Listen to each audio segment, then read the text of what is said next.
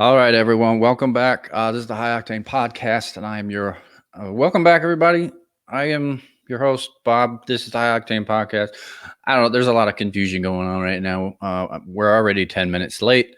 We're having a lot of technical difficulties. As you can see, I'm in my garage, so that's probably part of it. But welcome back, everyone, returning listeners, and any new listeners. Welcome, High Octane, as I said. There she is. All right, my guest is about to join me. Hey, finally, it let you in. Okay, so I think I'm I guess just new to this and I didn't hit enter studio correctly.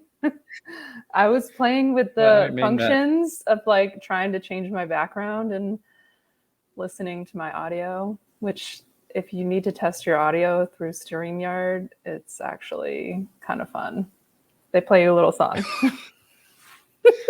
Okay, well, we're gonna go ahead and get started. High Octane Podcast. I'm your host, Bob. Everyone returning, welcome. Everyone new, welcome also. Everybody go join the Facebook group, Facebook page, whatever you want to do. Let us know where you're from, where you're listening from, all that good jazz. Anyway, I'm going to introduce. Some of you have heard her. No one has really seen her yet. This is her first time on the video part. This is my lovely girlfriend, Jess. Hello. Hi. Thanks for having me. Thanks for joining me. I know you don't really like to be on video because you have to do it for work sometimes. Yes. But it's good of you to come on. What has been going on? Let's see. I just had a birthday. So You did? That was fun. Yeah, I turned 39, in case anybody's wondering. 39 is a good age. Right. So we're the same age again. I know, right? It's fun. Other than that, we just had a nice vacation. We went to my home state of Massachusetts, which was fun. And we drove. And we were lucky enough to get back home before Virginia collapsed and everybody had to like spend a couple of nights on the interstate. I don't know if you saw that, but yeah, we didn't hear half of what you just said. Oh, okay. Yeah, the Wi-Fi connection is well, you're good now, but yeah, the Wi-Fi is very not good.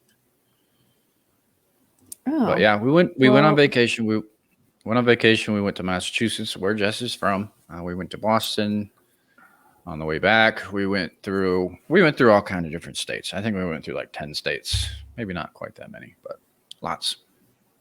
It was fun. We went to DC. We saw all the cool stuff there, and then, like she said, we drove through a shit show. That was East Tennessee. We didn't see any of the crazy snow in Virginia, luckily. What are you doing now? Are you still messing with settings? Well, I can't see myself, so I don't know if you can even see me. I don't know if I messed it up. I can see you just fine. You're perfect on my end. Okay, cool. Yeah, you're good on my end. Cool. I got to get the share screen ready. Hang on. Okay. No, I don't want it yet, you dipshit fucking app thing. All right. I like that. I like that better, actually. Okay. So anyway, that's Jess. Welcome her back. Very glad to have you. So this week we're going to do another list. This was requested by a coworker of mine because he owns 2 cars that are the same that are on this list, and it kind of annoyed him. And this list kind of annoyed me as well because I don't agree with some of it. I do agree with a lot of it, though. So what's going to happen is I'm going to share some photos with Jess. I'm going to get her initial reaction to the car, and then we're going to go from there. We're either going to talk shit about it, not being what it's classified as, or we're going to agree. So that's what's going to happen. I don't know how long this is going to take. I don't know if we're going to take out the whole 2 hours, but we'll see. It's just going to fly by the seat of our pants right now. So how about we get into it, Jess? What do you say? Cool. Okay. Now, this is not the first car that we're going to talk about. Let me make this a little bit bigger here. Well, that didn't help. There we go. All right. So the first car we're going to talk about is the car that pissed my coworker off. He owns 2 Fieros. This is a Pontiac Fiero. Everyone watching should know. But this car was built in the 80s. I think it was from 83 or 84 to 88. I'm not 100% sure how long the run was, but this was GM's. It's definitely 80s. You are correct. It's a very small car. It was GM's attempt at a small mid-engine car. I don't know. I mean, what's your reaction, Jess? How do you like this? Do you not like this? Would you consider it a sports car? Would you not? Well, I just remembered you said your coworker has 2 of these. So now I feel bad for giving you my thumbs down. Don't feel bad. Give us your honest reaction to the car. I don't know. This is a very opinionated show. There's not a lot of 80s cars that I like. So it's a no for me. Well, we all know that you love. And I don't like 2-door vehicles because even if I mean, like, I don't ever really have people in my back seat, but yeah, I don't like 2-door vehicles because I just feel like there's always that one time somebody needs to get in your car and you're like, oh, I have to move my seat forward for you. No. Okay, so I forgot something before we started the meat of this episode. We got to do what are we drinking? So I screwed that up a little bit, but hang on. I screwed it up. I didn't even hear the intro music. So did we even? You won't hear the intro. You won't hear the music at all. But it does play. Okay. So, what are we drinking?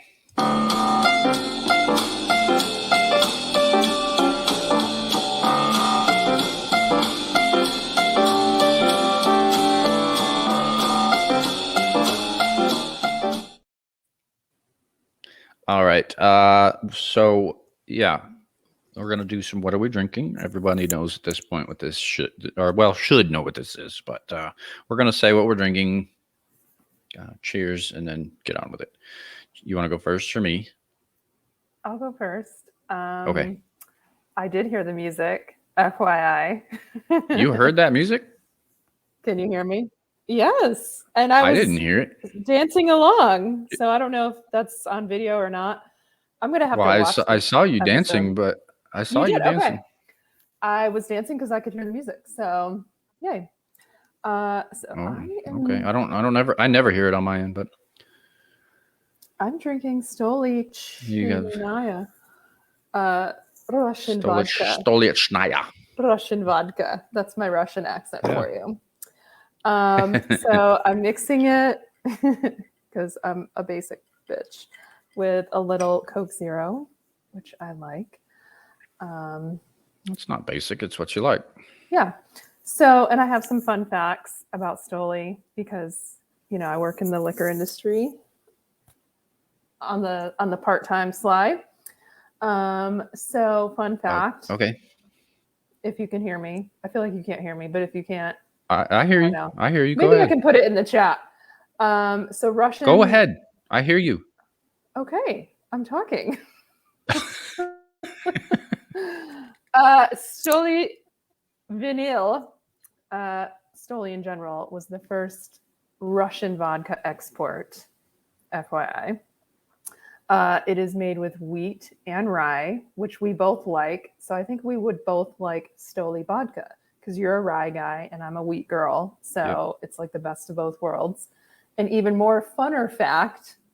And this is according to vinepair.com. So if you want to check my facts, Stoli is owned by SPI Group is the name of this company. And this company is headed by a Russian billionaire named Yuri Shefler, who once threatened to kill Vladimir Putin, according to VinePair.com. So, fun fact, he stepped down from SPI Group. So, who knows what he's doing now? Probably somewhere drinking Stoli and rolling in his dough. Like, well, he stepped down probably because he threatened to kill the president of Russia. That too. Yeah. So it's actually quite delicious. So I haven't had it in a while. Good info there, babe. Mm-hmm. You're welcome. I am drinking. I'm leaving my gin kick for a moment. Probably not for long, but I have Bumbu rum. It's the XO. I don't really know what the XO in rum means. I guess it probably means the same as bourbon. Or it means I'm giving you a hug and a kiss. It means I'm giving you a hug and a kiss. That's what it means. Okay. I mean, that's probably not, but all right. I'll take it from you. Everyone, and I'm not a rap guy. I don't like rap music, but I believe this is Lil Wayne's rum. I think so. I'm not promoting it, but we're throwing out fun facts. So I think Lil Wayne is involved with this, but it's pretty good, and Jess bought it for me. So thanks, lover. You're welcome. We have to cheers now. Yeah. Cheers. Here we go. Cha-ching, cheers. Clink. Cheers. I don't see any. Okay, so we'll give. I don't see any of the chat. I don't know if that's because I'm a guest and I can't see any chat, but do we have anybody out there? No one's typing anything yet, anyway. Okay. No one's typing anything yet. Okay. We got 4 people watching live, though, so that's cool. Hello, 4 people. All right. All right, so we're gonna get back into the list. Okay. Pontiac Fiero. The early ones were kind of a disaster. And by the way, Jess did give her opinion. It was a thumbs down. 80s two-door cars are not her jam at all. And a lot of them are pretty hit and miss, so I don't really blame her. But this one, as the production run went on, they started doing GTs. They put V6s in them. They got a lot better, but I don't know. I mean, everything that they were competing with from Japan, and there were just more desirable vehicles out there that you could get for probably around the same money. So I don't know. I just think being a mid-engine car, maybe they could have made it a little bit bigger and put a more powerful engine in it. Maybe, I don't know, but you gave it a thumbs down. I'm gonna give it like a neutral because I don't hate it. I don't love it. I'm gonna do Ssr. I'm gonna do the thumb up, thumb down, but I'm gonna give this one a neutral. There are certain ones that do like the earlier ones sucked. They had a lot of issues with a lot of different things, but the 87, 88 GTs that was where it was at. They actually got a lot better then. But okay, we have our first comment. Jess, do you want to know who it is? Oh, who is it? Welcome. It is your mother, actually. Hey, Mom. Hello, Mother. Welcome. How are we doing? I wish I could see the chat. That's no fair that I can't see the chat. It's not fair. I don't know why you can't, because Chris could see it last week. I don't understand that. That's just kind of weird. Do I need to log in, maybe? Is that what it is? That actually might be, because Chris is he's already like a member. Yeah. Whatever thing. I don't know. That's just really strange. It kind of bugs me that you can't see it, but I'll keep you updated. Okay. Okay, so back to the list. That's the Fiero. Like I said, it's not a terribly bad looking car. It's actually looks a lot like a smaller Firebird of this era. Mm-hmm. So it's not a terribly bad looking wheels, car. Though. Like, what is going on with those wheels? The honeycomb wheels. Yeah, the honeycomb wheels I've never really been a big fan of. Yeah, I don't know. That was like a more of an 80s thing. I know they still make that style, but I don't know. Your mom likes it though, so. Of course she does. I cannot wait to see what cars she likes. I feel like she's gonna like all the 80s cars. and I'm gonna like. I mean, we'll none of find. the We're 80s definitely gonna cars. find out. She did own. What did she say? She owned 2 Pintos. Didn't she Oh say my she's God. owned 2 Pintos? I have to. Something Okay. like that. Okay, so recently at Christmas vacation, my mom shared with us all the cars that she owned, and I'm like, where was I? Because I don't remember half these cars. I remember like the Dodge Omni that I didn't like, and that's the only one I remember, and like the one I learned how to drive. You love on. it. That's it. No, You love it, and you love it. All right, let's move on. All right, so this next one. Okay, this is a later model GT. Never mind the wheels. This is the one you would want if you were going to buy a Fiero. yes, that one's actually And not too bad. I like it in red. It looks good in red. Yeah, it's. Yeah, this is a later one. I think this was toward the end of the run when they stopped making it. But yeah, so that one's pretty good looking. It's a little bit this was its than my 86 Nissan Sentra. That was a hatchback 2-door.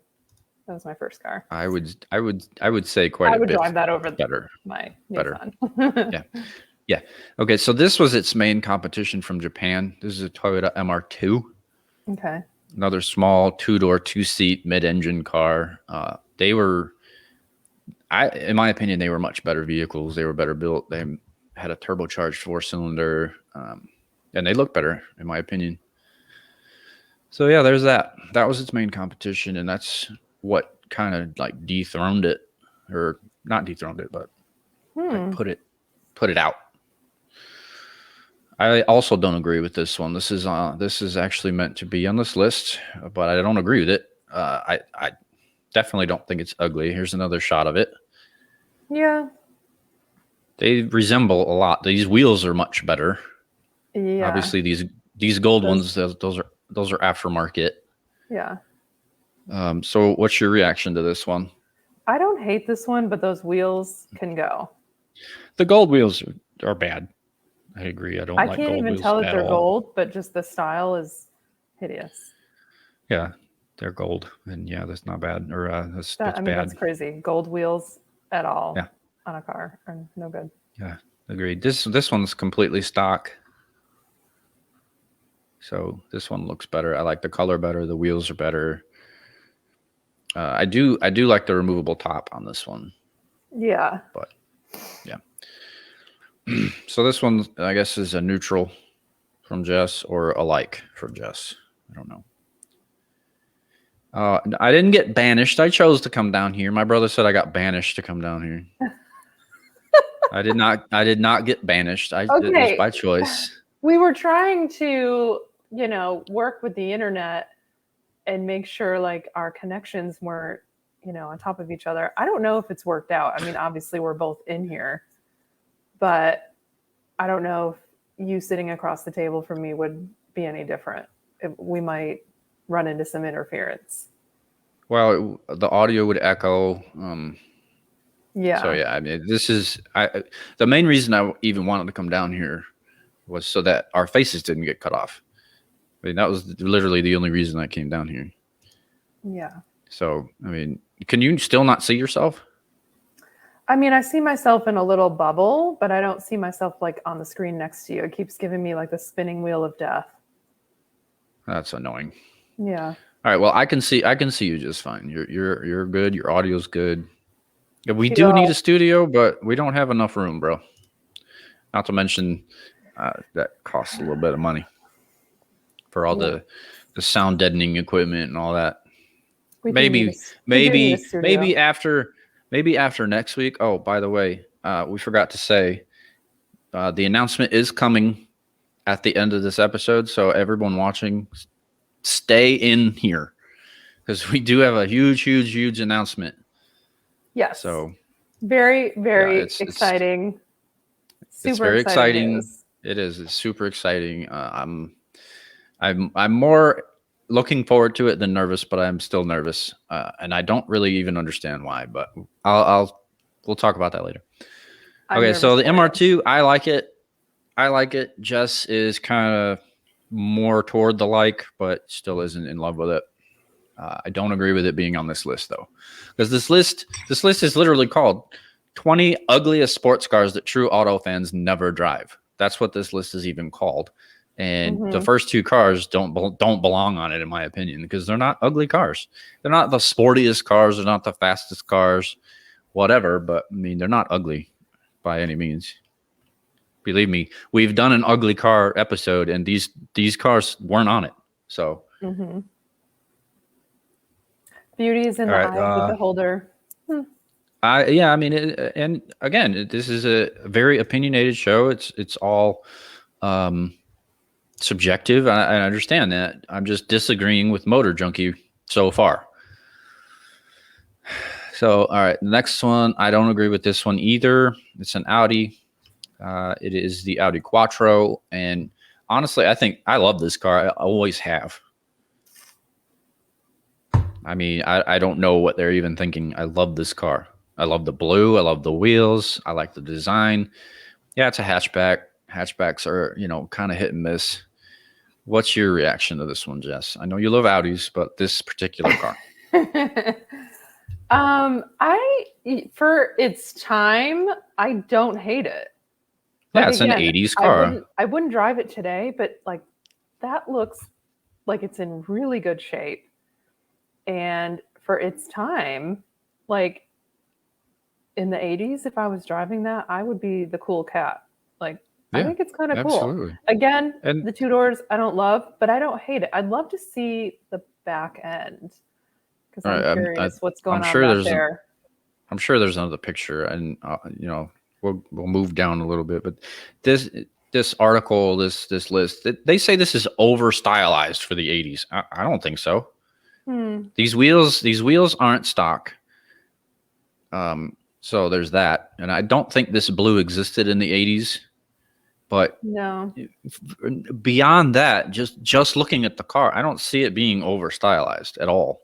I don't know. That's a weird nitpick thing to say about it. But okay, no, there's not a back. Yeah, I mean, view of it. No, I don't hate it. I'd love to see the inside too. Like I mean, is there like a cassette player in there? Oh well, in this one probably not. Like a stock one, yeah, I would imagine. So? Not in this one. No, this one's like been modernized. Oh, okay. Like I said, these are like modern S5 wheels. Okay, this paint is modern. What we're looking at is like a modified car from the 80s. This is not what it looked like in the 80s. Definitely not 100% stock. No. Because that's not like fair. This. Well, I don't have another picture of it. A refurbished version. All right, hang on. Let me try to find another picture of it. The car got Botox. A stock. It's not fair. Let me find a stock one. It's really cute. Like, I don't hate it, but I didn't realize that's not. I was gonna say for its time. Okay. It's a good looking car for the 80s, but it's not true. On. Well, it is true, but I mean, this one's obviously been, reworked. Whatever. You're pulling the wool over my eyes. The internet's still not working. All right, maybe we'll come back to it. This is pissing me off. Chris says he would drive the wheels off of it. And your mom says it's ugly. Yeah. Yeah, Kim does not like it. My brother does. Because it has elements of today and not super 80s, I bet. Yeah. Well, if it'll ever... Okay, all right. Well, yeah, once you see it stock, you may not like it. Okay. Let me find a decent picture of it anyway. All right. Okay, let me minimize. Do you think I need to turn my phone off? Is that, you think, interfering with our situation right now? I disconnected off my phone. Yeah, that might help. Like turned it off or like airplane mode? Yeah. No, it's off. Oh, okay. Yeah. All right. All right, let me pull this up. This is a stock one right here. This is 100% bone stock. Audi Quattro. Okay. I don't know if it's I don't know if it's the same year. It's the same car. Now we're talking. That's pure 80s. Yeah. Yeah. But like I said, I don't know if it's the same year. I don't know if it's the exact same car. I don't think it is. I think this one's an earlier one. The white wheels. Yeah, I know. I mean, this is Hey, look, all right. So I turned off my phone and now I can see myself next to you. There you go. Hi. Perfect. Okay, so let me explain the purpose of this vehicle. This was a vehicle that Audi built to break into World Rally Championship racing. And in order to be able to get into the racing circuit, they had to build a certain number of vehicles for road use. And that's exactly what this is. This is a road-going version of a rally car, like a race car. So in race trim, it works, but like, okay, this is the race version. I know it's blurry. Okay. But that's the race version. And in order to be able to do this, you had to have this. Yeah. So, that typically, it doesn't always work, but it is what it is. They wanted to get into racing and they dominated with this car for a long time. So they were like, like it or hate it, screw you. We're going to win races. What's happening on the roof? Or is that just, that's the vehicle behind it. It is. Yeah, that's the vehicle behind it. That's the hood of that delivery vehicle, van, whatever the hell that is. So yeah, don't pay attention to that. Facebook user, I don't know who you are, but one of my favorite 80s cars is the Saab 900 Turbo. I agree. I've always liked Saabs. Yeah. This is Lancia Stratos. Lancia Stratos is a ridiculously good car. That's why it's not on this list. I don't know who you are, but very good points. Yeah, it just says Facebook user. That's annoying, but very good points. Both good cars. All right, so let's get back to the original list. Right here. Oh, Brian. Wait, Brian. Brian who? Brian from Florida. Brian. Oh, Brian. Brian, Mr. Calvert. Ferrari week. Mr. Calvert. Yeah, we're not gonna make it down there, bro. You need to get to know your fans better. He said Brian. You know how many Brians there are? There's not that many. Not in the group, but I mean, not in the group, but there's like a million of them on the planet.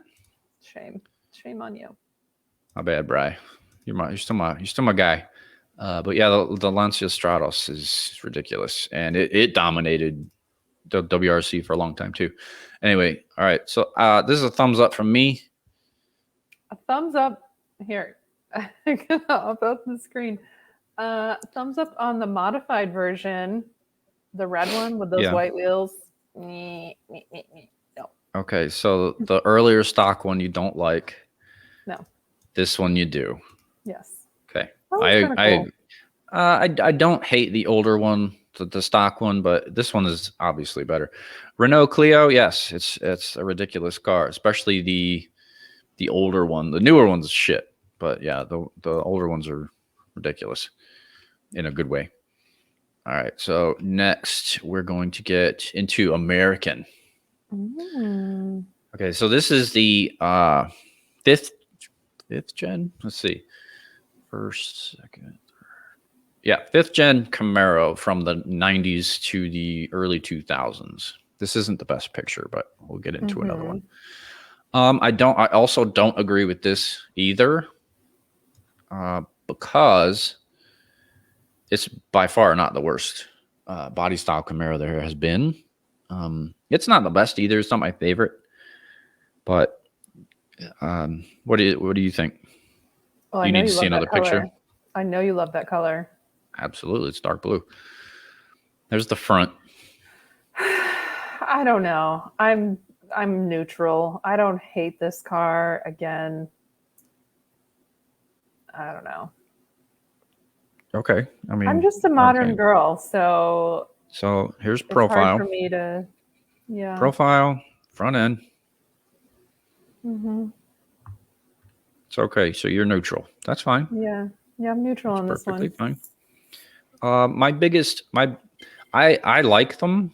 I like the later ones, the 98 to 2002. They changed front end around a little bit. It's more rounded. It's not like as pointy in the front. You see how it comes to a point here? Yeah. Do those wheels do where are the headlights? Do they do the little pop-up thing or no, they don't. No, they're just not black headlights. I think they just did that for this picture. Okay. Yeah, I think they just did this for that picture, but no, they don't have pop-up headlights. Okay. My biggest knock on these cars was the fact that they were just so underpowered. They, even like the top SS Z28, the Z28 and the SS, they both had Corvette V8s, but they were just so underpowered. Even the later versions. I know technology wasn't, quite anywhere near what it is now, but if you have something with an SS badge on it, in my opinion, you need to make more than 320 horsepower. That's just me, especially when the Corvette was making in 2002 potentially 405 horsepower. What does the SS mean? Super sexy? Super sport. It means super sport. That's what that means. Oh, is that like a general for every car maker? Because didn't my Audi have SS on it? I don't think Audi's ever made anything with an SS designation. I'm pretty sure GM owns. Pretty sure GM owns that. Actually, I think that's been trademarked. Brian, I absolutely do remember that Camaro, and I remember at Burger King, I sat in it and my head stuck out of the T-top. So that was hilarious. And I do agree with you, Brian. These cars that was another knock I was going to say. Also, they were built very, very, very poorly. Oh. Just the build quality is really, really bad. The interior was just the basic bitch that you can get. And like I said, even the Super Sport, they dressed it up a little bit, but overall it was pretty much still the same vehicle. I mean, I don't know. There were good things and bad things. I don't hate the way that it looked. Chevy would do a modern retro version of that. If they did it right, yeah. I mean, I wouldn't hate it. Super Snake. Oh, that's weird. Well, that's actually Chris said Angela's sister thought SS meant Super Snake. No, it's when she was much younger, obviously. Well, it could stand for that now. Oh, but yeah. I mean, because there's some car, is it Lamborghini that has a snake in their logo? Somebody has a snake in their logo. I could see that. No. It's there's a couple cars with the snake. It's the Mustang Romeo. Cobra. No. Oh. Well, actually, yeah. There is a snake inside their logo. But the two cars that I was thinking of, the main logo is the Mustang Cobra and the Dodge Viper. That makes sense. Okay. Duh. Yeah, Super Snake came from the early 80s Cobra. Yeah, absolutely. Yeah. And they actually they still designate some of the Mustang Super Snake. They're Shelby's, but whatever. Anyway, getting back to the Camaro. Yeah, this is by far not my least favorite Camaro. It's also by far not my favorite, but I think the third generation Camaro is the worst by a lot. It's bad. I never liked it. When they went from 2 to 3, from the early, it was the early 70s to the late 70s, early 80s, they were garbage. And that was a bad time for sports cars altogether. Like the Corvette, in the mid 70s only made like 150 horsepower. And shame on the fucking government for ruining that car too. Muscle cars, sports cars altogether, shame on the government for that. And I know the oil crisis played a part in that too, but sports cars, these these niche vehicles, they're so low production. Leave them alone. Like, screw you. I don't know. This is annoying. I'm off that rant. But yeah, on this one, I'm gonna go neutral. I don't hate it. I don't love it. Same. So yeah, I'm gonna go neutral. No, they called this the 4th gen. All right, 4th gen, whatever. 2nd gen, late 2nd gen, I guess what you would call it. I don't like. That's my least favorite. All right, this one I definitely don't agree with when it in terms of ugly. Mm-hmm. They were also underpowered, but in terms of ugly, I like this so much better than the Camaro. This is the same like genre of Firebird, which is this an SS? This is not an SS. This is a Pontiac Firebird. And okay. I know my mother loves this car. Like the basic bitch one, like the base model with the V6, blah blah blah. They were bad. They were not good at all. But when you got to the Trans Am and the Firehawk, and there was another one too. I can't remember the damn name of it, but like especially the one you're looking at, with the WS6 package, you'll see it when you get to the front. These cars were insane. I was actually thinking about buying one of these recently. You remember that black convertible? Mm-hmm. Mm-hmm. That's what this is. I have the same knock about the horsepower and the interior, but outside, these cars were not ugly. And you'll see what I mean in just a second. I'm going to scroll down. I mean, look at that. That is not an ugly car at all. Agreed. I mean, it's my opinion. Some people may not like that quad, like snarling pig nose in the front, but I love these cars. I really do.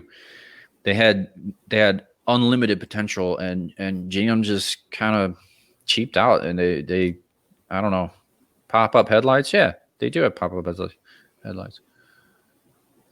Your mom had a 72 Firebird with a race engine in it, apparently. Oh, nice. 72 wasn't in the bad part of the Firebird yet. So yeah, kudos to mom. Yeah. But I don't understand why this car is on this list. I think it looks far better than the Camaro. Yeah. Pontiac hit this car out of the park. You know, I love T-tops. I love the WS6 package, and you can tell the WS6 because it has those 4 holes in the front. That designates the WS6. The Firehawk only has the bottom 2, and it's not as exaggerated. Like, let me go back up here. Like this spoiler right here. This is only on the WS6. Like the Firehawk, it has a more subdued spoiler. The wheels are different, but the WS6 is where it's at when it comes to the later Firebirds. The only thing about it is they were still just so underpowered, especially when you have a 405 horsepower engine available. Why not? You know, that's my question. Like, why not? It's a bigger, heavier car than the Corvette, the Camaro, and the Firebird. So putting the same engine in the Camaro and Firebird, it won't make it faster than the Corvette because it's heavier. It's a bigger vehicle. It's got 4 seats, for crying out loud. So a lot of times when GM does that, you know, their excuse is they don't want to make a car that's faster than the Corvette because the Corvette's their bread and butter when it comes to speed. Well, it's not going to be faster than the Corvette because the Corvette's lighter, it's smaller, it's more aerodynamic. That's the point. You know, these are completely different cars. These are muscle cars. The Corvette's a sports car. Now it's moved into supercar territory. So get that shit out of your brain, GM. It's just a completely different kind of car. Yeah, Chris just made a good point. The 94 to 96 Impala, it had a Corvette engine in it, but it only made 250 horsepower. 94 to 96, the Corvette made upwards of 405 horsepower. So why would you do that? Especially in a car that big. It's annoying. I don't know. I know I'm rambling, but same knock with the Camaro, though. The interior was kind of basic, underpowered. You know, I mean, it's pretty much the same vehicle. Obviously, it looks different, but I mean, underneath, it's the same car. But what's your opinion on this one, my love? Thumbs up. Nice. I agree. 100%. Thumbs up. So far, this list is bullshit. They're motor junkie. You know. And like I said, I know it's subjective and they have their opinions, but it's currently wrong. Anyway. All right. So we're going to actually agree with this one. This is from Chrysler. It's called the Crossfire. Yes. All right. So initial reaction, Jess. No.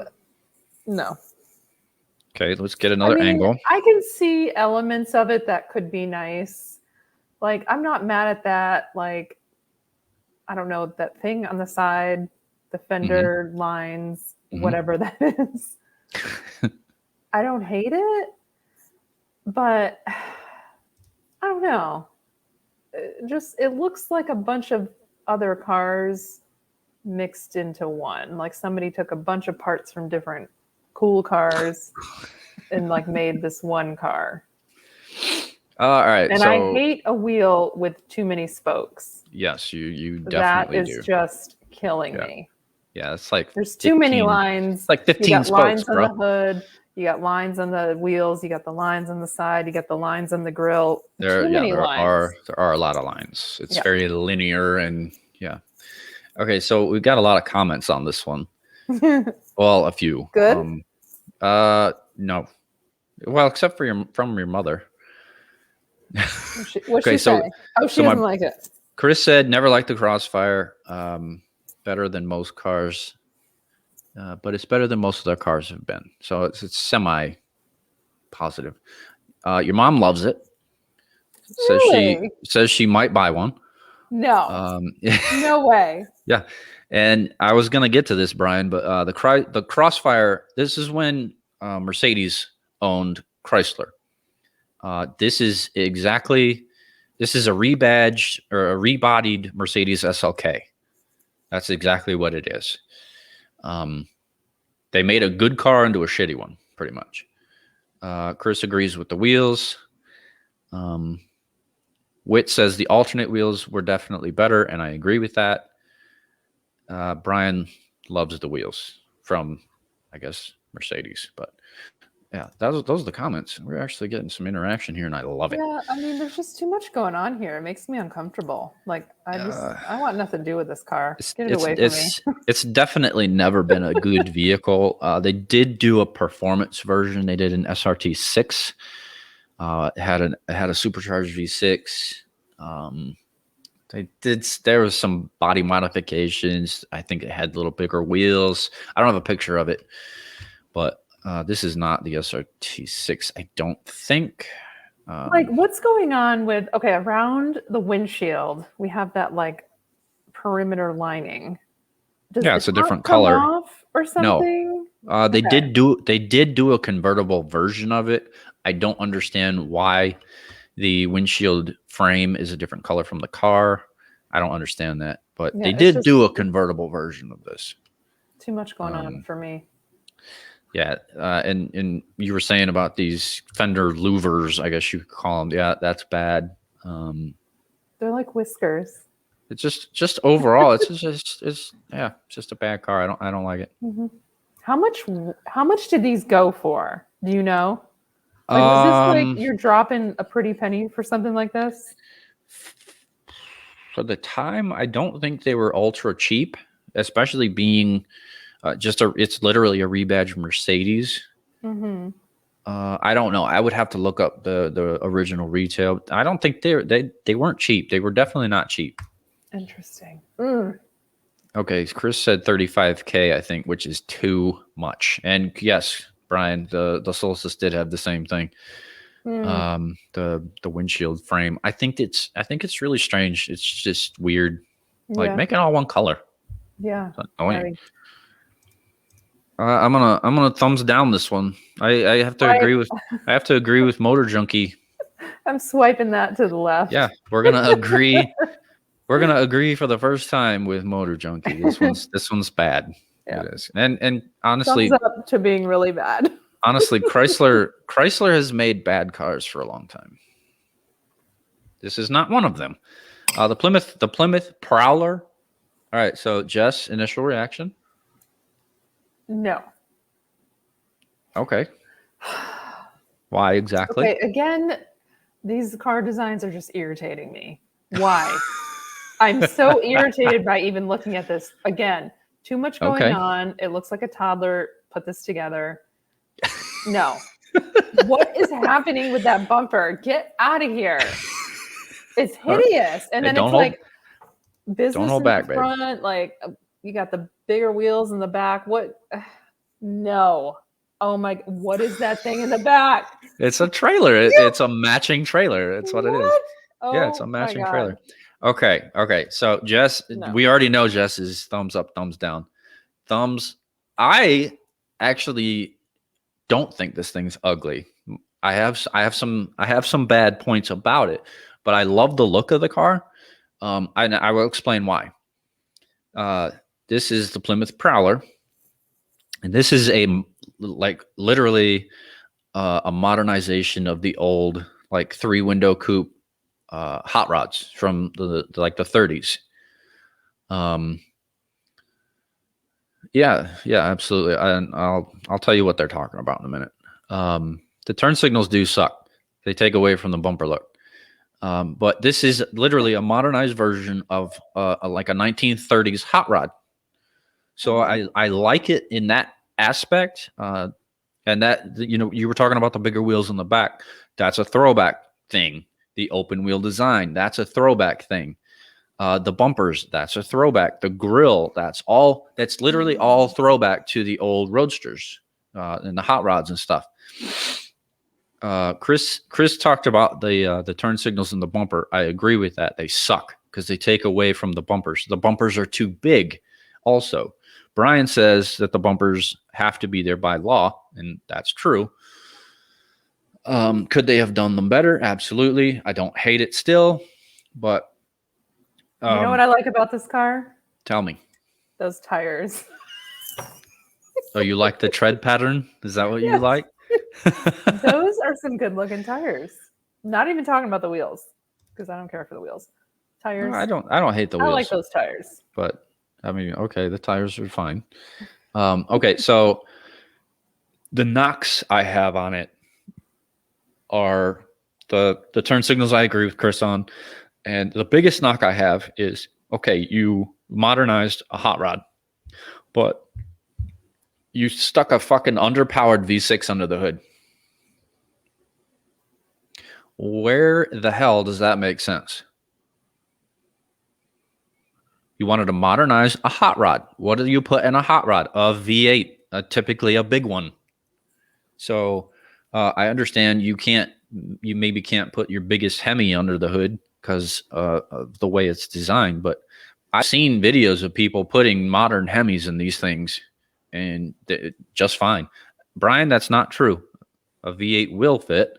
I saw a video recently. Someone put a modern Hemi under the hood of one of these things, and it sounded ridiculous. Chrysler's. I mean, they could just cut a hole in the hood, right? I mean, why not? Well, it's not even the height. It's not necessarily the height that's holding it back. It's the way the hood comes to a point. So I guess back then, they didn't have an engine that would fit. Maybe, but I mean, they did make V8s back then. So I don't know. Maybe I'm giving them shit when I shouldn't. But what year? What is this? When did this come out? This was in the mid '90s. I don't think I've ever seen one of these in real life. I've only seen a few. They're not the most popular or the most you're gonna see them all the time vehicle. Yeah. So Brian has a lot to say about this car. Chrysler, I agree with you. Chrysler is definitely not afraid to try new things. The Prowler, the PT Cruiser. The PT Cruiser sold well, but it was a piece of shit. And I didn't like it. And then, yeah, I know the newer Hemis weren't, newer Hemis are smaller. They're more, a little bit more compact. They don't have, the technology has gotten a lot better. I get that. I get all that, but I don't know. I mean, you could develop a smaller V8 and throw it on the hood. People that buy this type of vehicle want a V8. That was the downfall of the SSR too. That convertible pickup truck that Chevy made. They stuffed a 5.3 liter V8 under the hood, but it's a big, heavy truck. And, that's why later on they stuck the 6 liter under the hood because they caught so much shit. But this thing had a little 3.5 V6. And I think it made like 250 horsepower. And that doesn't scream hot rod to me. I'm sorry, not sorry, but it's just annoying. But in terms of looks, I like it. Jess does not. Yeah, no. Swear. I know. She does not. And I never liked this purple. It's bad. It's a God. Color. So bad. Terrible. Okay, so the next one I just mentioned, and we talked about this before in another episode. I think it was the concept episode me and George did. This is the Chevy Ssr convertible pickup truck. Super Snake.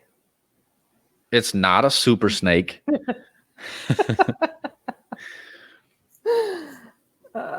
Definitely not, because you could see this coming from a mile away.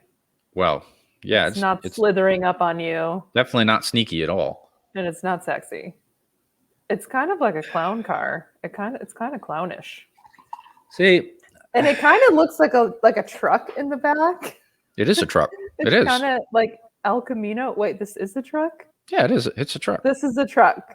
Yeah, babe. This is a truck. That's a convertible pickup truck. This is a hell no. This is hideous. This is a truck. Where's the top?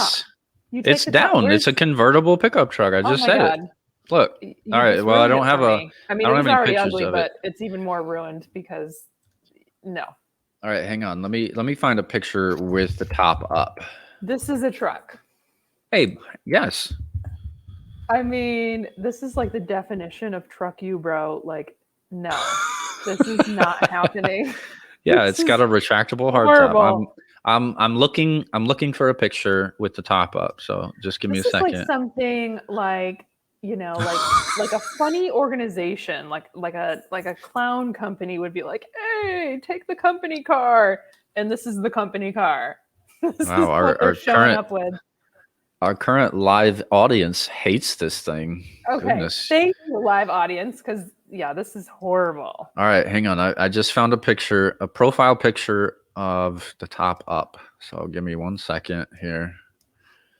Tell me it's a different color. I mean, no, it's the same. It's the same color. The color doesn't matter. It's not going to change your opinion. All right, so this is it. This is with the top up. Oh my God. That's with the top up. All right, you want a different color? You know what makes me mad because it's probably really expensive. Oh, they were expensive actually. Hideous. They were. They were like. Who's driving this? They were like 50 grand in like 03. Who's driving this? Is this for a guy? These are old men. An old man. These are definitely old men driving this thing. But like an old man trying to be cool, an old man. Who is this person? Who is this customer? I'm just dying to know. All right, so Wit. I'm not trying to offend, but this is an old man trying to be young again. Absolutely. But okay, that's who's buying this thing. That's who's buying it. This is an uneducated old man trying to be young again, because old man trying to be young again is going to buy a car. Well, if they're a truck guy, maybe not. No. Old man, gold chain, gray chest hair. This is like the dorkiest old man. This is. Oh my God, Brian, that's perfect. Yes, absolutely. This was previous to GM's bankruptcy, and you know, they a lot of their designs were questionable at this point. So yeah, this fits into that realm. And oh my god, could you imagine this truck with like in today, like if some like kid took this and like made it a bro truck? oh, good lord. I you know what? I wouldn't Like put it some past these hipster idiots kid these days. And Wit, I with a wasn't referring mullet, some Wit. young kid trying to be old.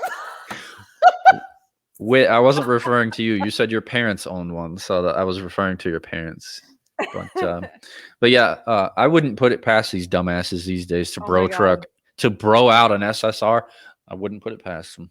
Absolutely not. That would be. I would You actually would have to giggle at raise that it because first. that would be Raise just it so and then like ridiculous. drop the back end. Yeah, absolutely. It would Throw it would out. roast I it. mean, you might as well. I mean, this to me is like the dorkiest clown car.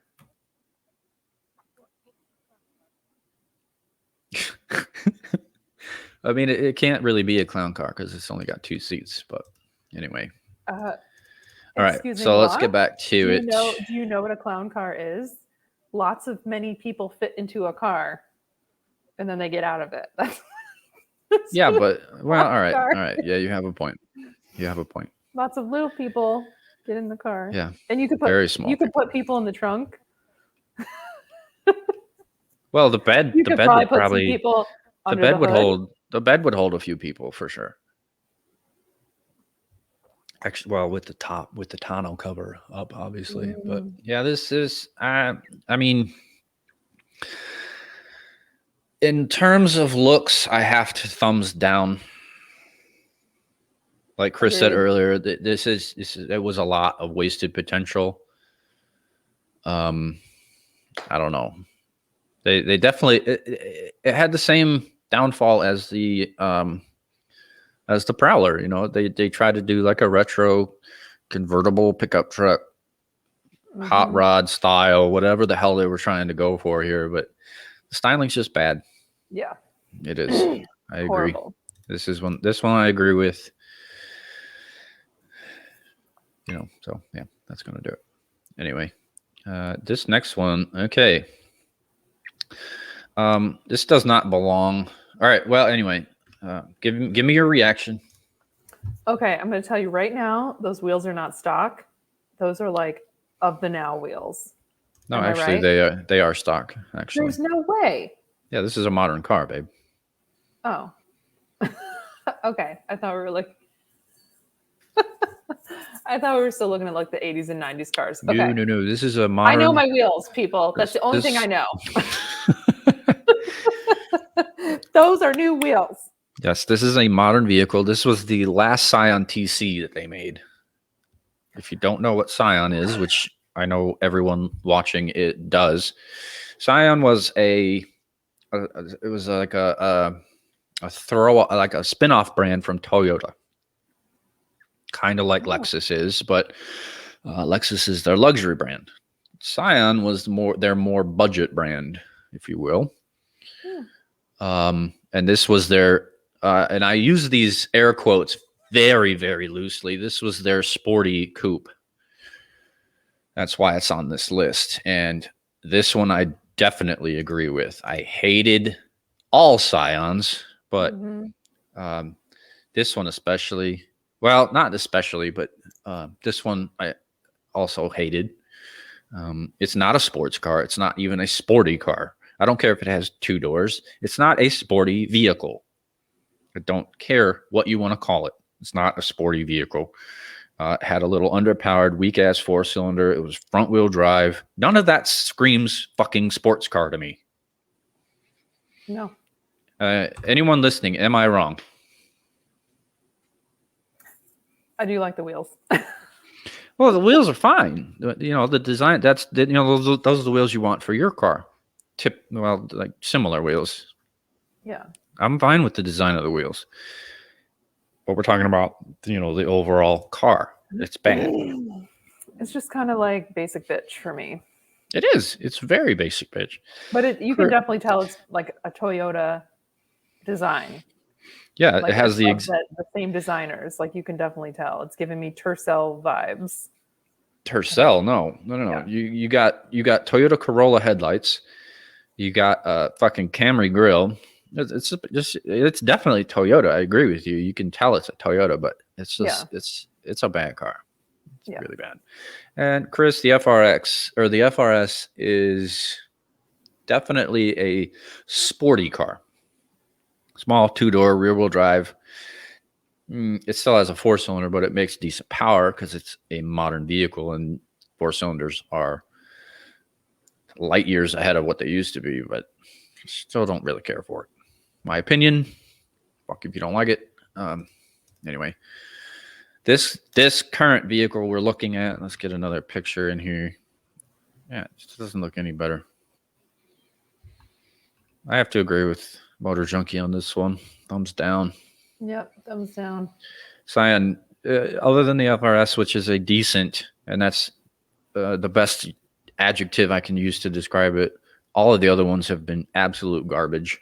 And good for Toyota for discontinuing the Scion name because it was a disaster. Mm-hmm. Maybe because of 2 doors, Chris. You said Toyota Tercel because of 2 doors. Tercel was so freaking small, though, wasn't it? If I remember correctly. I don't know. I only drove one my whole life. Pretty sure it was a super small car. I think it was a stick shift, so that's the only reason I remember that. So, well, there's nothing wrong with that part. All right, so the next one, I'm gonna agree. This is the Dodge Daytona. This is not a Dodge Omni, but it's not not much better. It's not much better. It's better. Well, it is better, but it's not much better. No. It's a little bit bigger. It's still an 80s 2-door car. I know Jess isn't going to like this at all. And they only have profile pictures, which is annoying. God, those wheels. The wheels. Oh, my God. Get out of here. It's the 80s, babe. It's the 80s. Ugh.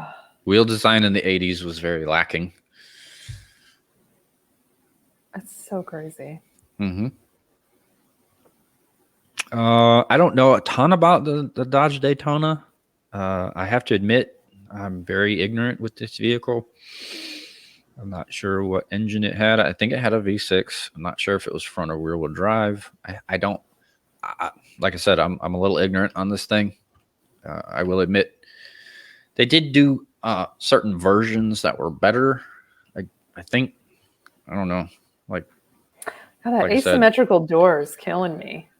Right there. We see how it's like. Oh, in the back right here. Oh my God, that is killing me.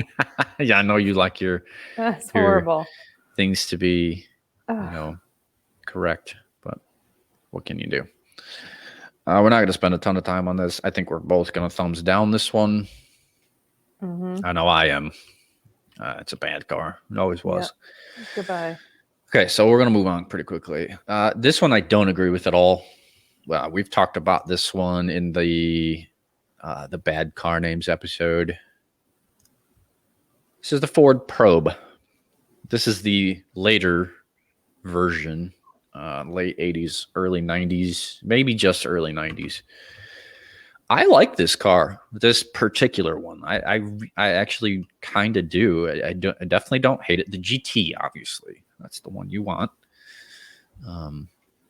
This is obviously also the second generation. The first generation was shit. That's the one that should be on here. This one's not bad, actually. I don't hate this car. This is what you're looking at is the GT. If you don't know, GT means Grand Tourer. Supposed to be a semi larger vehicle that has a comfortable ride that you can take on longer trips and be comfortable. That's the very layman's terms definition of a Grand Tourer. But I don't know why this is on here. I really don't. I like this version. Second gen Probe was good. I don't love the fact that it was front wheel drive, but it like the GT had I think it had a 24 valve V6 that made decent power for the early 90s. 3-spoke wheels are weird. I agree with you, Whit. but that's easily remedied with the aftermarket. Jess agrees also. But I'm talking about the overall styling of the vehicle. And these wheels are aftermarket. You can tell by the way you can see through the brakes while it's running. This car looks good. I mean, I like it. I definitely thumbs up on this one for me. I mean, I don't love it. Those wheels are absolutely hideous. I agree with you. But I feel like this was a popular car. Like growing up, I feel like it was like, oh yeah, so-and-so drives a Probe and they're cool. Well, it was either... wheels are horrible. For an inexpensive vehicle, but for it to be a little bit sporty, this is what you went with, because the only other options you had were the Escort or the fucking Mustang. Mm-hmm. And no one wants an Escort. And the Mustang, it's very, very take it or leave it for me. 3-spoke Viper wheels weren't too bad. They were actually quite similar to this style. They were just done better. I agree with you, Brian. And with 4-spoke wheels can be done properly too. They just have to be, kind of the right style. Brian, shut up. Brian says he wants an Escort. I was waiting for somebody to make a joke. I know. I said it. Escort. Somebody out there wants an Escort. I wasn't talking about a prostitute. But yeah, we'll talk. And honestly, I think the first time we did the bad car name episode, the Escort was on there actually. Pretty sure, but we didn't talk about it on the video one, because we didn't have time. Anyway, I say thumbs up. I think Jess is a little neutral. Mm-hmm. Yeah. So not the greatest pictures. This one's completely bone stock, and I don't think this is a GT. This one is a GT, but you can't really tell the style of wheels with it running down the road. This is also a Canadian car, so that kind of gives it negative points. Is the Canadian version different? Not really. No, I'm just talking shit. Oh, okay. Canadians are weird. All right, so the next one, okay, this one I have to agree with. This is the Cutlass Calais from Oldsmobile. This is definitely not a sports car. Definitely not a sports car. No, it's not a fucking sports car at all. It's but not. I could see you driving this. No, absolutely not. In the mid to late 90s, I could see you rocking this car. Nope, I don't know why. I would not. Absolutely not. With your gold chain that you were telling me about last night. I don't. No, it was silver. I do not wear gold. No, and no your again. Silver chain. Sorry, silver. It was silver. I feel like I could picture you in this car. Nope. If I'm gonna have a mid, you've never driven an Oldsmobile in your life. I've never owned an Oldsmobile. Never. And you can ask my brother right now, Chris, have I ever owned an Oldsmobile? Canadian version had square wheels. Oh my God. Yes, it did. Yes. Canadian Probes were metric. Yes, they were. Ooh. Yep. Yeah, the speedometer the speedometer and the odometer were in kilometers. You see, I've never owned an Oldsmobile, but he has, and it was a minivan. Oh, okay. Yeah. Anyway, we're not going to get onto that because we've already talked about that multiple times, and he has argued his case, so we're not going to talk about it anymore. But this one is definitely not a sports car. It's not a sporty car. It's none of the above. No. None of the above. Like I said, I don't give a shit if it only has 2 doors. It's not a sports car. Like this defiles the Cutlass name. The Cutlass used to be cool, like muscle car, big engine, just big hulking car. This just completely degrades the name. It's awful. Like, look at this shit. This is not a sports car, people.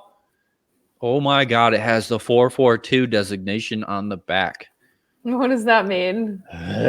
Ugh. I I would have to look it up again. I can't recall what the 442 designates. It's like 4-barrel, 4-carb.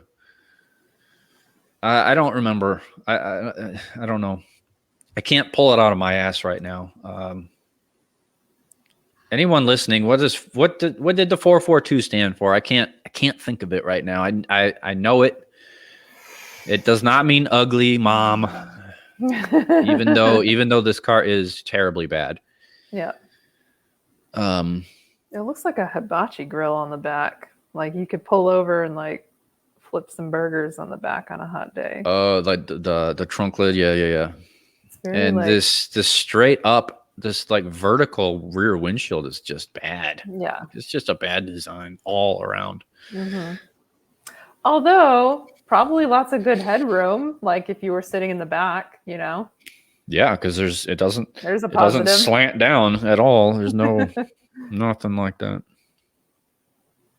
I don't know. This is just bad. It's like it's trying to be a truck, kind of. I know the 442 back in the day it meant it had a big engine, but the 4 and the 2, it was like a certain designation. I'm gonna have to look it up because no one's giving me the answer. 442 meaning. I'm just gonna look it up. Screw it. Witt's I think Witt's working on it, but he's taking too long. Let's see. What does it mean? What does it mean? What does it mean?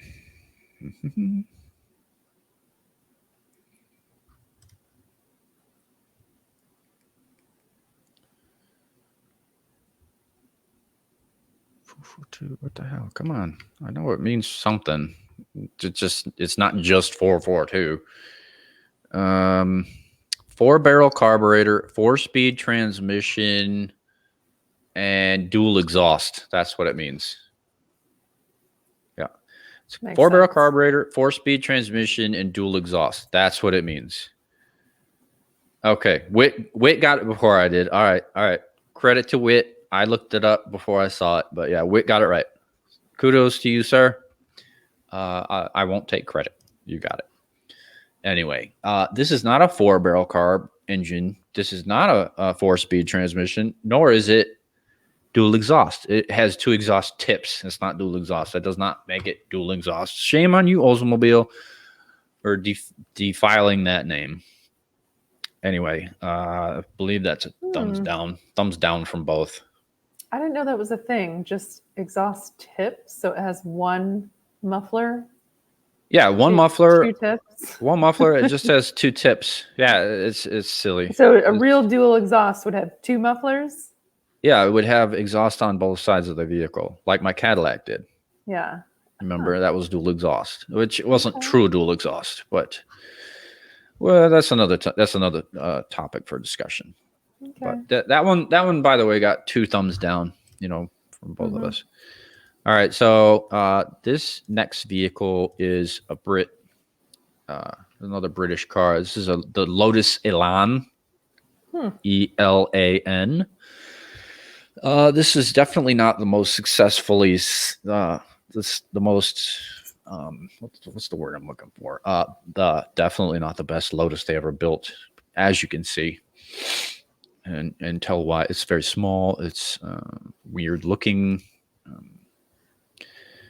By the way, I saw the next pick already. No. It's not an MR2, sir. We talked about the MR2 earlier when you were not here. That was the second car we talked about, but I can see maybe where you could confuse it. But yeah, this is the Lotus Elan, whatever. They built this car for a long time, actually. I don't remember the run year wise, but what's your reaction to this one? I don't know. I mean, I feel like we've seen it already. It's just meh. We definitely haven't seen it, but it, like Whit said, it does. If you just glanced at it, like maybe gave it side eye, you could mistake it for an MR2. Yeah, something else. Yeah. Yeah. Yeah, it's definitely a baby Lotus Elise. Not Elise.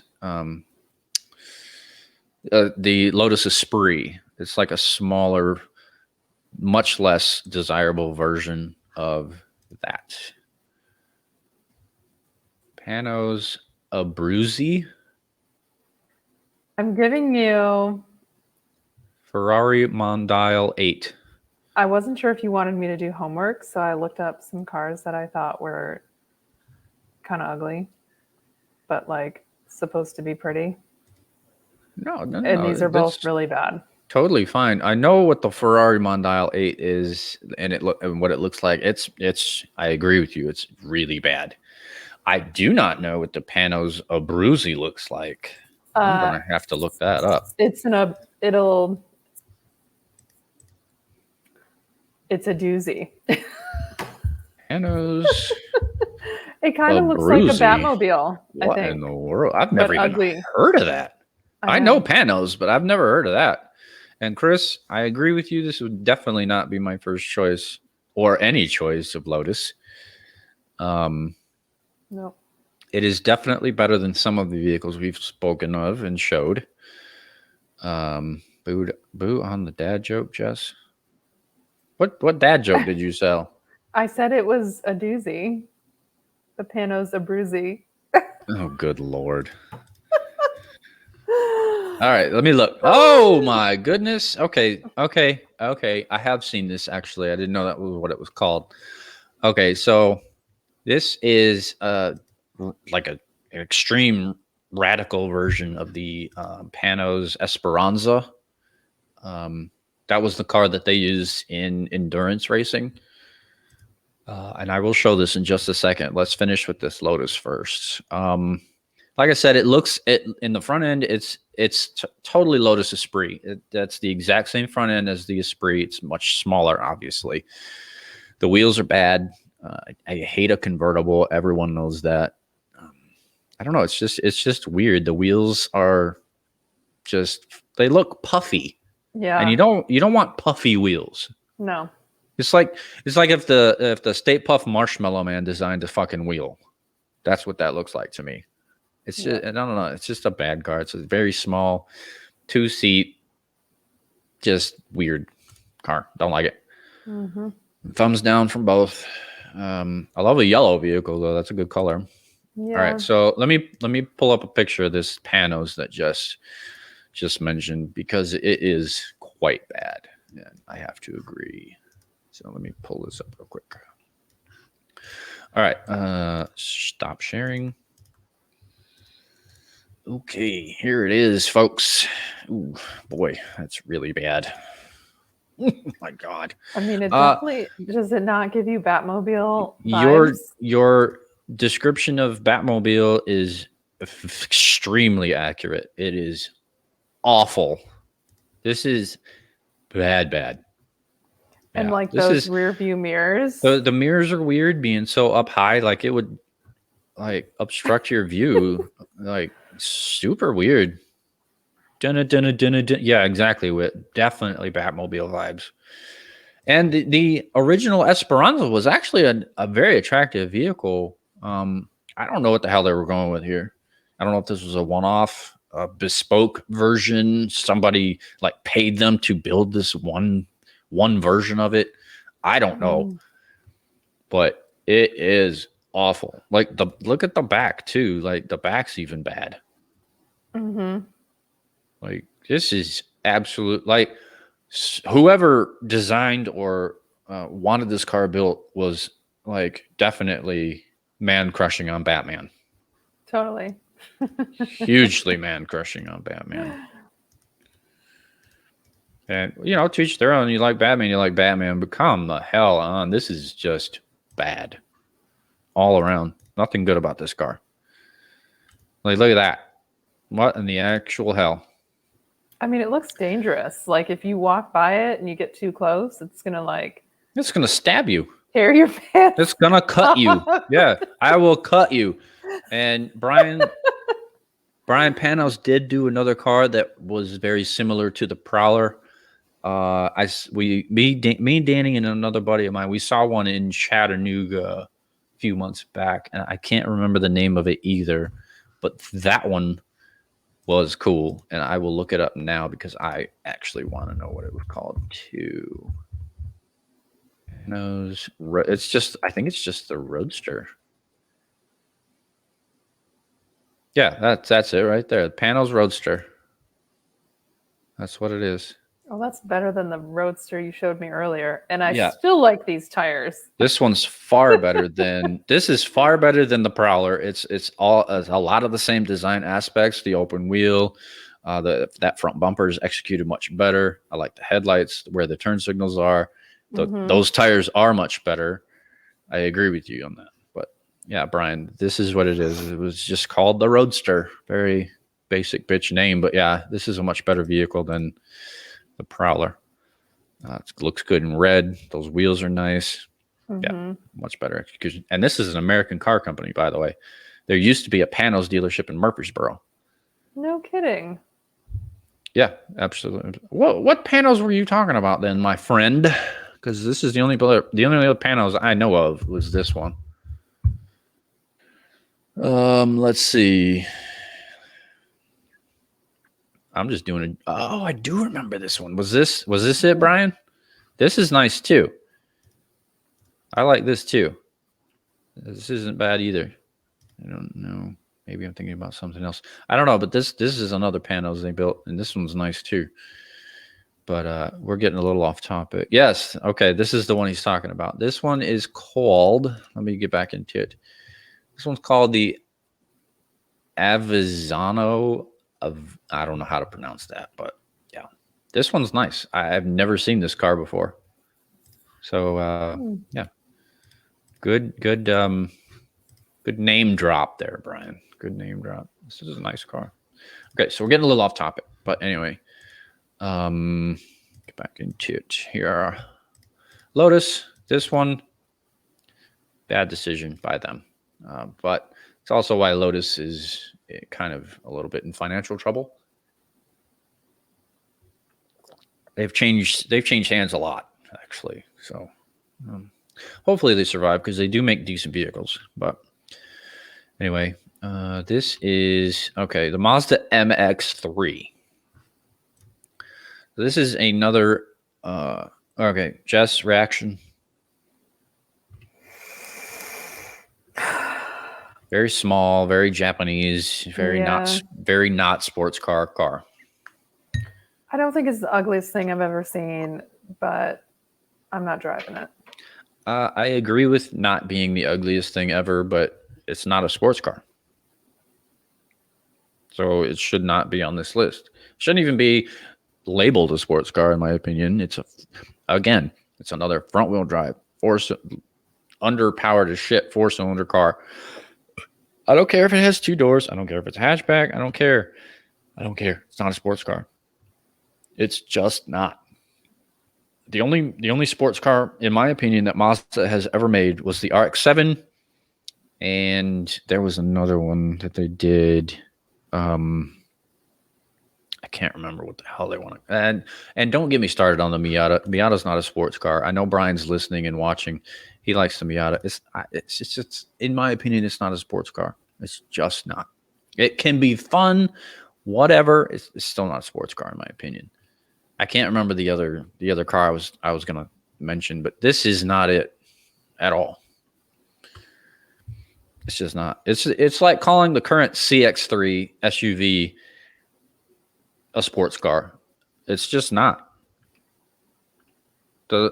Okay, so I'm gonna say this right now. When you have the alphanumeric designation name for a vehicle, the smaller the number, the less awesome it is. I mean, that's just how it works. Look at, all right. So I'll give you guys a lot of examples. Just you for sure. All right. So let's look at BMW. You have 1 through 8 when it comes to cars. You have they're all 1 series, 2 series, 3 series, and so on.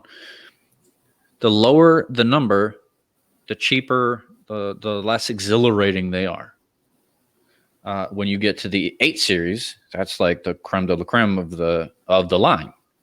You have the M8 It's the most powerful. It's the best looking. It's the biggest. It's the flagship car of BMW. Same thing with Mercedes. Same thing with Cadillac. Same thing with all the Japanese cars that have all the alphanumeric bullshit.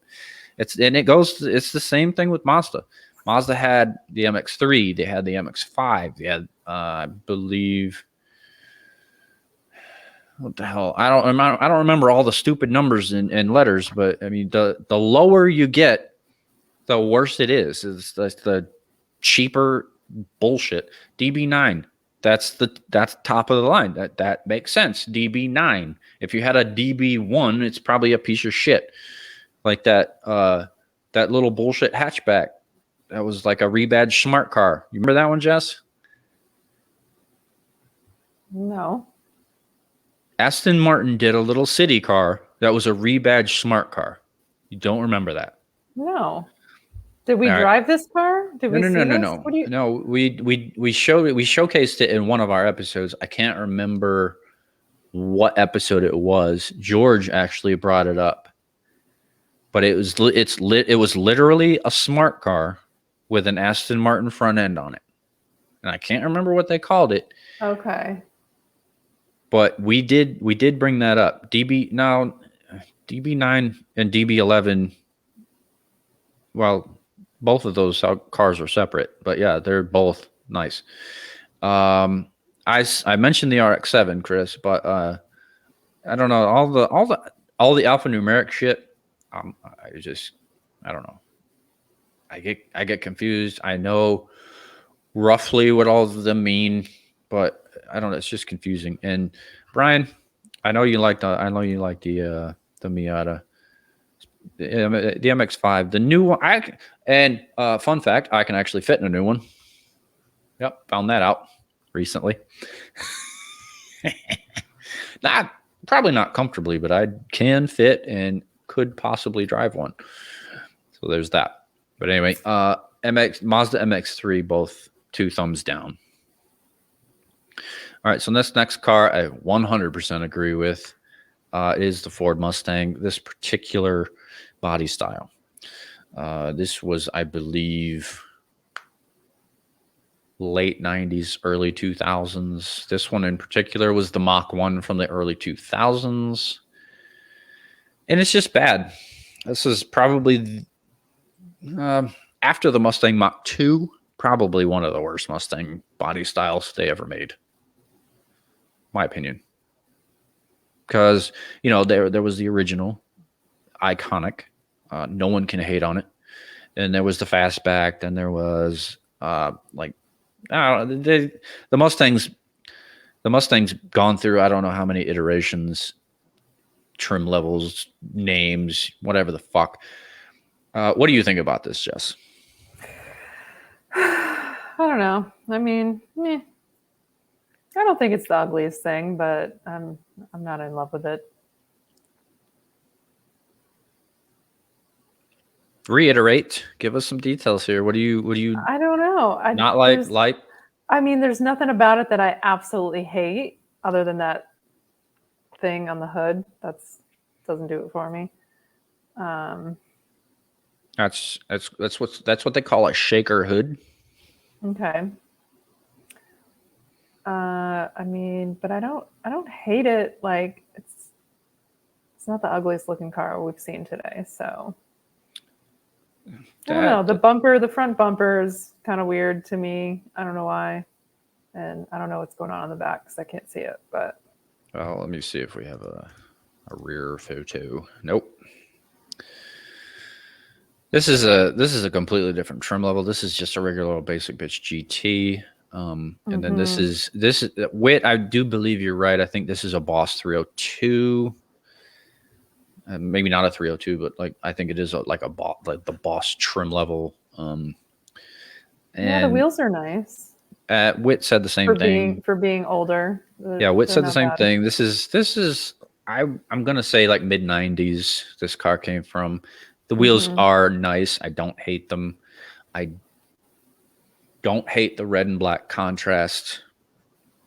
The shaker hood is cool. I always like the shaker hood. It's functional. Why did they call it a shaker hood? Like, what does that mean? It's called the shaker hood because that hood scoop that you see is actually connected to the hood, and it shakes when the car is running. So it's called a shaker hood. It's kind of cliche. It's kind of goofy, but that's just what they call it, shaker hood. Okay. I agree with you. The front bumper is just basic as fuck. The interior is even worse. Like, I obviously don't have a picture of the interior, but it's basic as hell. This is a lower trim level.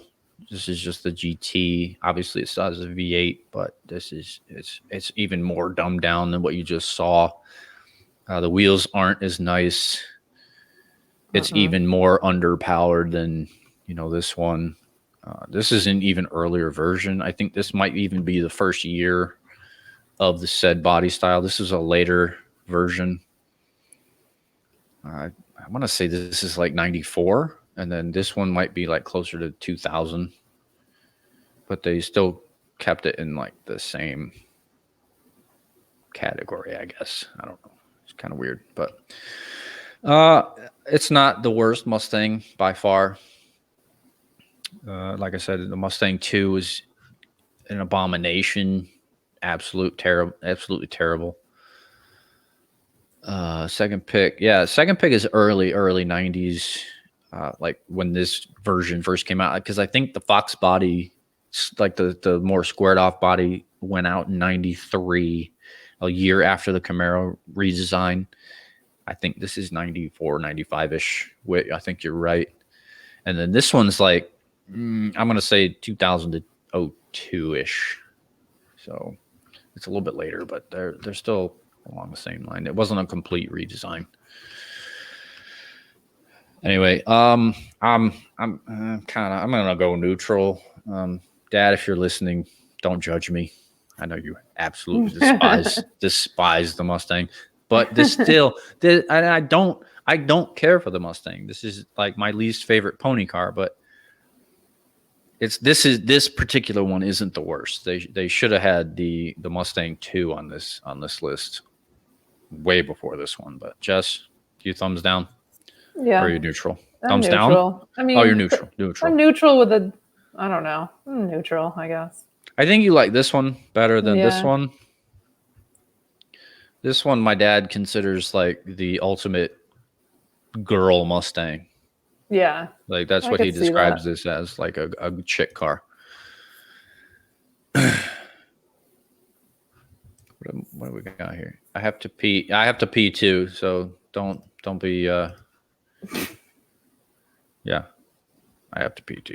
We're coming up on an hour and a half. We're gonna probably accelerate this pretty quickly because we're going a little long. Okay, actually, we could probably get through this whole list. This is a Hyundai, by the way. This is gonna be really quick. Hyundai Scoop. This is by far not a sports car. Hyundai has not had a sports car until very recently. So this list is 100% accurate on this one. I'm sorry. This is just bad all around. I'm gonna go ahead and thumbs down both of us. This reminds me of the Geo Metro from the early 90s. So yeah, definitely not a sports car. And shame on Hyundai, which yeah, fuck you, Hyundai, you suck. This next one's a Hyundai too. This is the Hyundai Tiburon. It's more of a sports car, but it's still not a sports car. This is the I don't know, their earliest attempt at a sports car, I guess you could call it, but it's not. But that's like a recent car, right? It's a more modern car, but this was from the early 2000s, and this is the second generation of this car. This should not be on this list. The first generation should be on this list, and I'm about to look it up because I will show you how awful the Tiburon was. Like right now. Because the first generation Tiburon, absolutely terrible. This one was this was a huge update.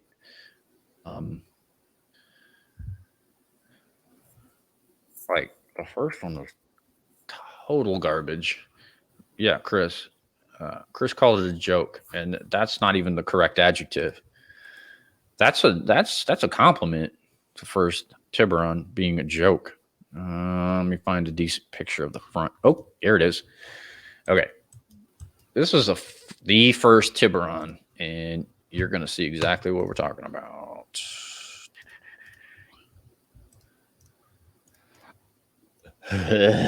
Ugh. Like, oh my God. This car. Yuck. Terrible. Terrible.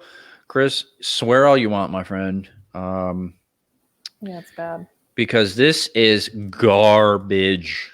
I mean, I all capital letters, terrible. I mean, look, all right. So look at you remember that one that you just saw. And this was the redesign. Which car actually belongs on this list? Like, which one would you choose to put on this list, though? The first one. Exactly. Well, exactly. The one you just showed us. Yeah, exactly. The first version of the Tiburon belongs on this list. This does not. It's not the most attractive vehicle. I don't even consider it a sports car, but it's not nowhere near as unattractive as the first one. Like, I just don't get it. Chris, fucking ugly shit pile. There. Now you can take a deep breath, my friend. Oh my Absolutely. goodness. This car does not belong on this list.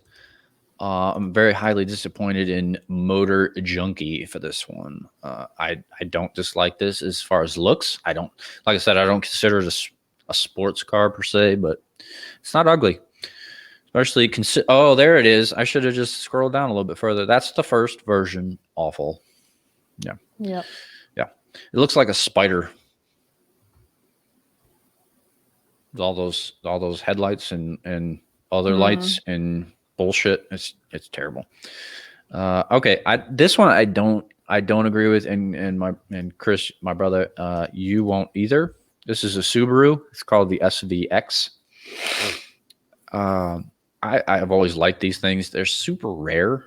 You don't see them very often. Here, let me get a different view. It's not the front view, but what's your reaction to this one, Jess? I see what you're looking at. I already know what you're looking at. I already know. Happening? I already know. I don't like that. I liked it before you showed me this, kind of, for what it is. But I already know what you're looking at. The windows are weird.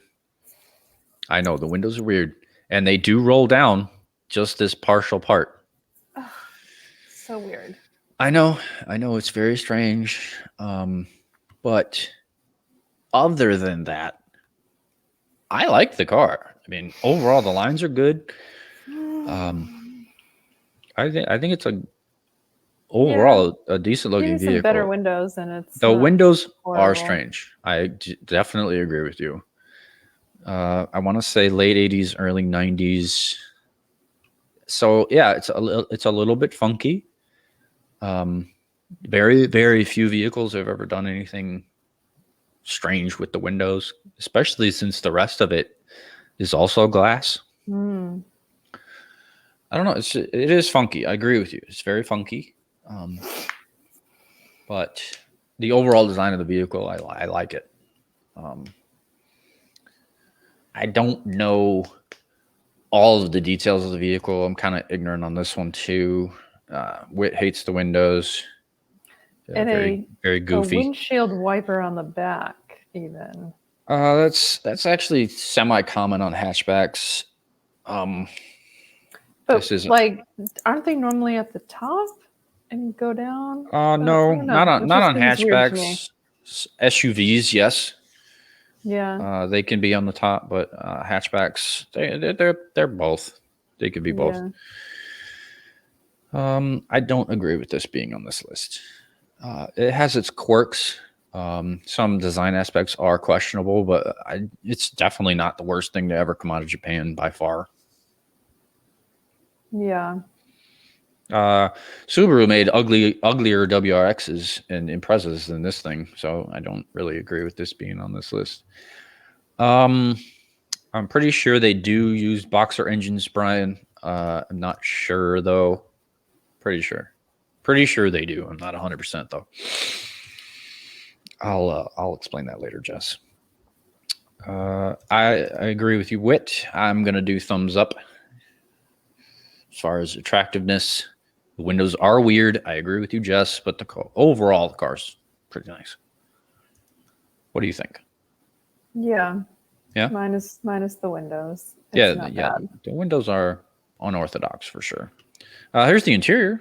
No. That's the next car. Never mind. Okay, this one's an absolute joke. I don't know if you've ever heard of this thing, but there you go. Nissan 200SX. It's essentially a two-door Sentra. Yeah, that's what it looks like. That's exactly what it is. That does not make it a sports car. And screw you, Nissan. Just because you locked two doors off of it and gave it an SX badge does not make it a sports car. That actually takes away from the SX name. Like, that goes back to the 442 we talked about. Bullshit. This is a complete, just kind of like write-off attempt at a compact sports car. That's what it is. It's bullshit. Very basic. It is. It's bullshit. I hate it. And I hate Nissan for even trying to pull this shit in this country. Because I guarantee they didn't do that. I guarantee they didn't do that in Japan. This car probably didn't even exist in Japan. Fucking bullshit. I hate this car. I'm going to give it 2. And I think Jess is going to do the same. So 4 thumbs down. Screw you, Nissan. Swipe. Yeah, absolutely. And this is another Nissan that isn't a sports car. It's a poor attempt to pull one off. The Nissan Nx 2000. Just throwing a bunch of letters and numbers at you, try to distract you from its non-sportiness. Like, what the hell are we even looking at? Yeah, no. I don't have a clue what even we're looking at. I mean, I've seen them, and yeah, no, not sports car at all. Not at all. This is very annoying. This is the last car we're going to talk about, and it's one of the worst. So, I mean, it should be at number 1. Yeah, those headlights are horrible. The whole thing is terrible. I mean, I don't know. I could probably lift the thing off the ground. It's so small and not sporty. It's similar to the MX-3. That's probably actually direct competition for the MX-3 and equally is not sporty. Yeah. Another thumbs down. All right, we're going to get rid of that. Swipity swipe. Goodbye. Yeah, absolutely. Yeah, we're going to get rid of that. So that's going to do the list. We agreed with some. We disagreed with some. Maybe half and half. Lots of good interaction. We thank you guys a lot. That was awesome. Like I said earlier in the episode, you guys have got to come back next week.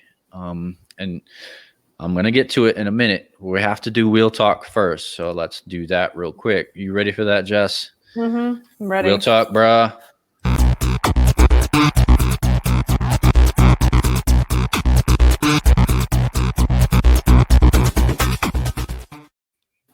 All right, so Wheel Talk, bruh. Wheel Talk, bruh. Okay, so I was very prepared for this episode. Other than up to this point, I do not have a question for you. I'm more focused on next week.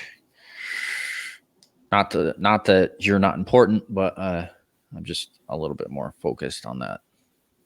Do you have a question for me? Cool. I do have a question for you. Okay, thank God. Okay, so this is rapid fire. Okay. So I just want you to know, gun to your head, what EV are you buying in 2022? That's actually pretty difficult because a lot of the upcoming EVs aren't until 2023. But if I have to in this year, Shit. I'm definitely not buying a Tesla because their build quality is still shit. I don't care. Okay. I don't care how fast they are. The Hummer doesn't come out until I don't. Actually, they started shipping those Hummer. Absolutely. Really? Yep. They just started shipping them to customers. Hummer. Absolutely. Wit, thank you for reminding me of that. Yep. Okay. Customer orders just started shipping Hummer. I was gonna say the Lucid Air because that got Motor Trend Car of the Year, but no, Hummer. Absolutely. Nice. Brian, the Maserati MC2, the MC20, that's not an electric vehicle. That's a hybrid. And Chris, you can go fuck yourself on the Mustang Mach-E. Wit, you're right. I would go Hummer. Now that I remembered that they have started building them and shipping them. Yeah. Hummer. 100%. But I was going to say Lucid Air. I do like them. The design is much better than the Tesla, I think. The interior is much nicer. I really hope for their sake that the build quality is better. Their range is insanely high. Top of the line, their range is 520 miles. But how long does it take to charge that though? Depends on what kind of charger you have. If you have a fast charger, maybe 8 to 10 hours. But when you consider, I know that's 10 hours. I know that's a long time. While I'm at work, I'll be charging my car all day so I can get home from work. Well, I know that's a long time, but I mean, 520 miles. If you're just using that to commute back and forth to work, that's a week's worth. That's a week's worth of charge. You don't have to charge it. Totally. Long trip. You can make it from where we live to Michigan, one charge. That's insane. But on the downside of that, to get 520 miles out of that car, you have to pay $130,000. So there's your pros and cons. But that's it. That's my thing. That's my answer. The Hummer. Okay. Yes. So Wit says the new Hummer can get 100 miles, 30 minutes. That's actually pretty good. And I know that some of the more recent electric vehicles, you can get like 80% charged in like 15 minutes. I know that. But they don't get the range of the Lucid Air. The Lucid Air gets, like I said, 520 miles of range. That's the highest mileage electric vehicle on the market right now. So, I mean, if you have a regular 110 plug from a house to fully, if you drain it completely from 0% to 100, I would say probably 8 to 10 hours. But if you're at 50% charge and you have a 220 rapid charge, it'll probably only take you 30 minutes, an hour, whatever. It all depends on your capability and where you're charging from. So it's all there are multiple factors in charge times, so whatever. That's my answer. I would do the Hummer. Okay, cool. So I have to quickly think of a question for you. Crap.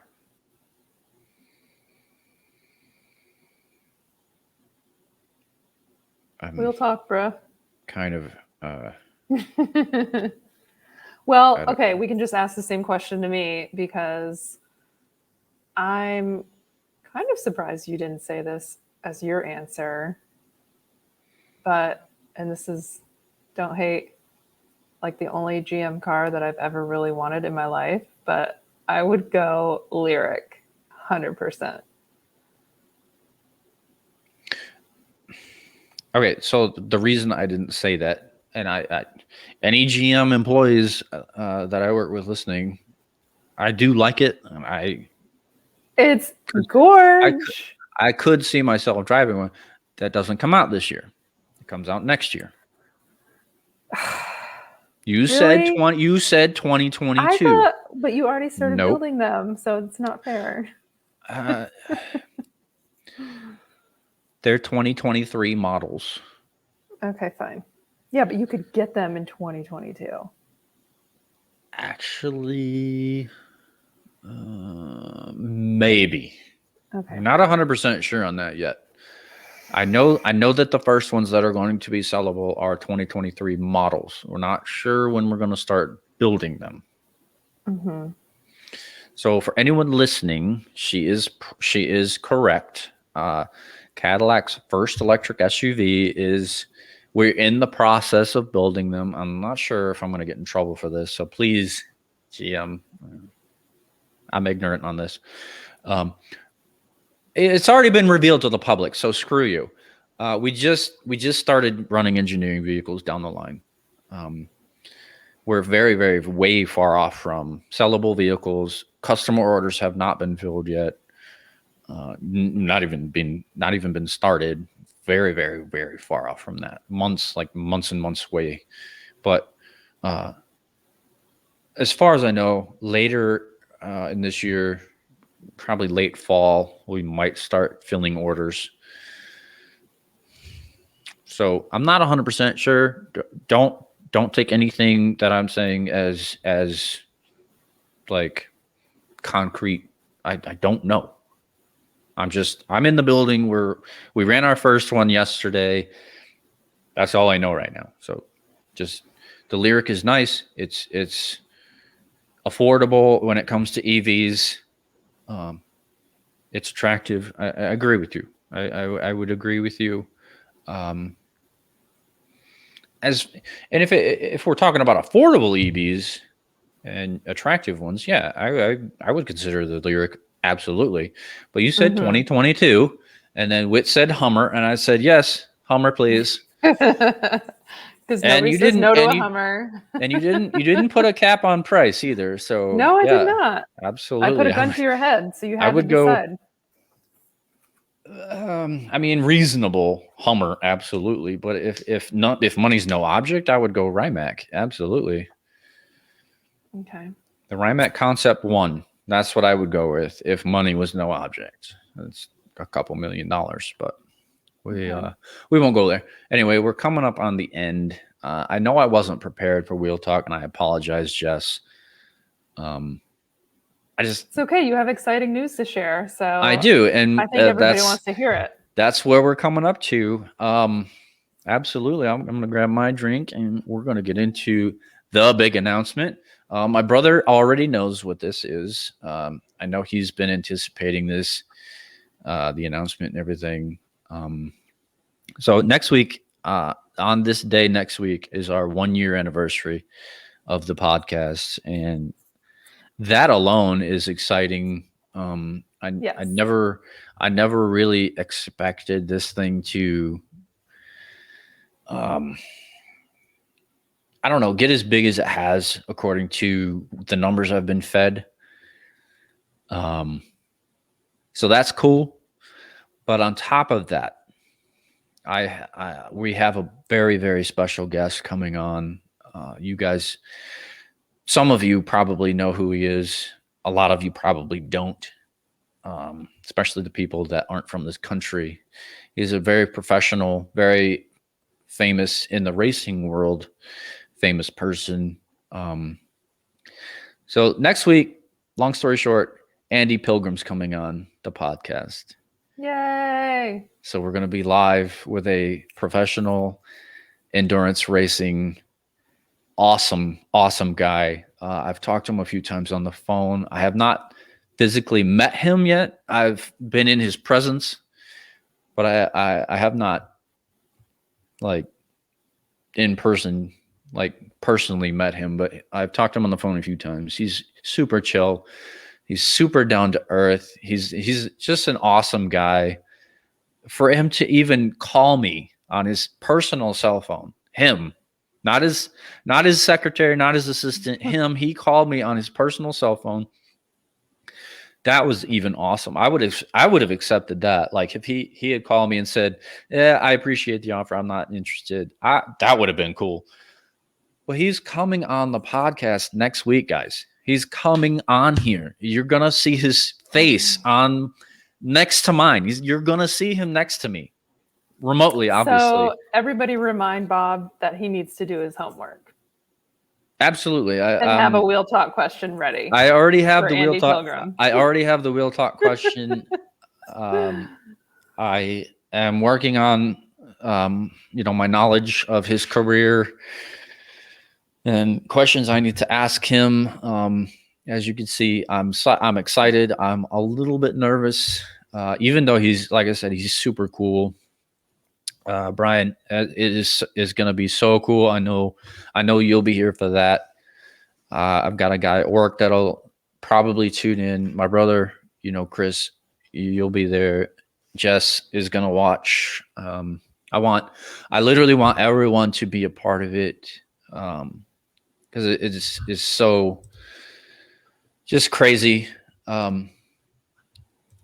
Well, yeah, and it's the 1-year anniversary of the podcast that it's you the started perfect on a whim, like literally to the perfect day, like it's the actual 1-year anniversry. So absolutely, it's so exciting. It's the perfect timing. It's the perfect guest.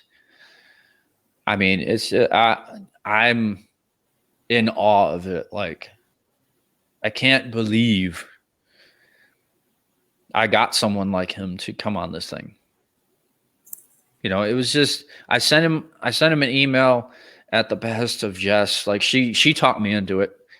I wasn't going to, just because I figured he was just too busy. You wouldn't be interested.